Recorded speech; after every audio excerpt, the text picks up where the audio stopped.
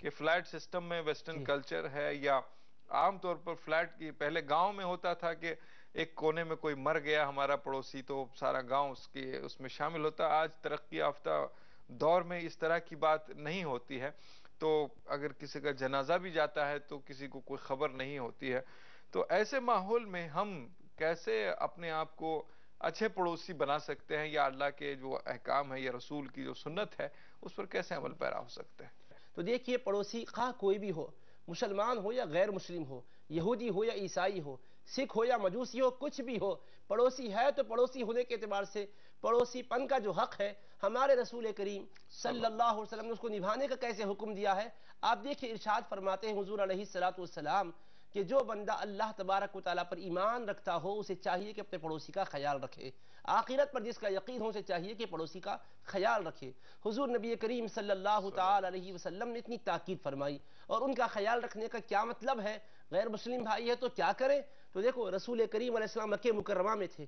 آپ علیہ السلام کے پڑوس میں، آپ کے مکان شریف کے آس پاس میں جو مکانات تھے سب اہل ایمان کے تو نہ تھے. مسلمان جہاں بھی گئے ان کے قریب میں رہنے والے رشتہ دار جو کہ غیر مسلم بھائی تھے، یا یہ کہ کوئی دوسرے تھے، قرابتیں نہیں تھی تو بھی تھے، لیکن ان کے ساتھ ان کا سلوک کیا رہا؟ آپ دیکھیے، اللہ کے رسول صلی اللہ تعالی وسلم نے ان کو ہر طرح سے سرفراز کیا.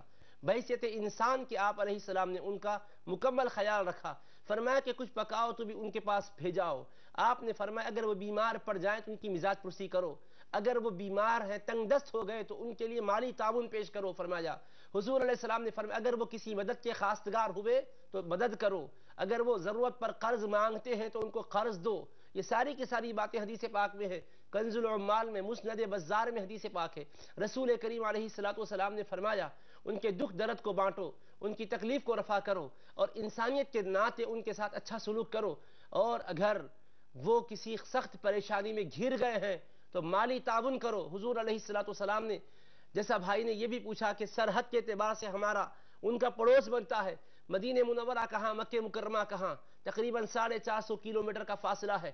لیکن مکے والوں پر قحط طاری ہوا، غربت سے دوچار ہوئے، اور مکے کے باشندگان اس وقت مسلمان نہیں تھے. رسول کریم علیہ السلام مدینہ منورہ سے تعاون روانہ کرتے. 500 دینار آپ نے، 500 اشرفیاں آپ نے روانہ کیے. فرمایا لے جاؤ اور وہاں جو غربت زدہ لوگ ہیں ان میں تقسیم کرو. فرمایا تو ہمارے رسول کریم صلی اللہ علیہ وسلم نے اس طرح مالی معاونت کا بھی اپنا عملی نمونہ دیا اور حکم فرمایا ہے، اور جسمانی اعتبار سے ان کی خدمت کرنے کا حکم فرمایا ہے. اور سب سے بڑی خدمت تو یہ ہے کہ ہم اسلام کو اپنے کردار کے آئینے میں پیش کریں.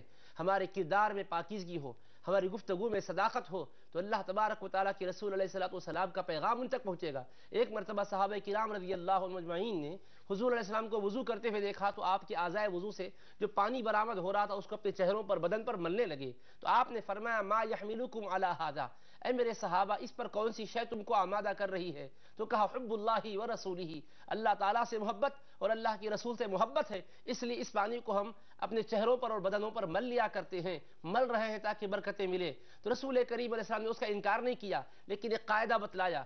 فرمایا من سرہ ان یحب اللہ ورسولہ او یحبہ اللہ ورسولہ فلیصدق حدیثہ اذا حدث ولیؤدی امانتہ اذا اؤتمن وَلْيُحْسِنْ جِوَارَ مَنْ جَاوَرَهُ.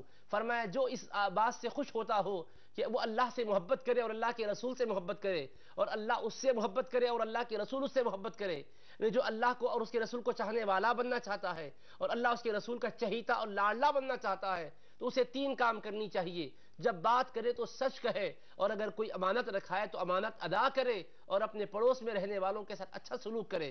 حضور علیہ السلام نے یہ تاکید اور یہ تعلیم اور تلقین فرمائی ہے. اور جیسا کہ آج کی تہذیب اور آج کی ثقافت میں ہم یہ کہہ رہے ہیں کہ ایک دوسرے کی خبر نہیں ہوتی ہے، تو خبر لینے کی ہم برابر کوشش کریں، ربط بڑھائے. سامنے والا اگر بے تعلق بھی ہو رہا ہے تو ہم آگے بڑھ کر تعلق استوار کرنے کی کوشش کریں، کسی نہ کسی طرح سے اپنے کردار سے متاثر کریں. اس کے بعد ایک دن آئے گا ضرور، جیسے حضور علیہ السلام نے سلام کو رواج دینے کو فرمایا کہ سے محبتوں کو فروغ ملتا ہے. سامنے والا جواب نہ بھی دے، اگر مومن بھائی ہے تو سلام کرتے رہے. سلام ایک دن اس کے دل کے اندر اثر پیدا کر کے رہتا ہے اور امن و سلامتی پھیلتی ہے. اس طرح سب کے حق میں ہم امن کے پیکر بن سکتے ہیں انشاءاللہ.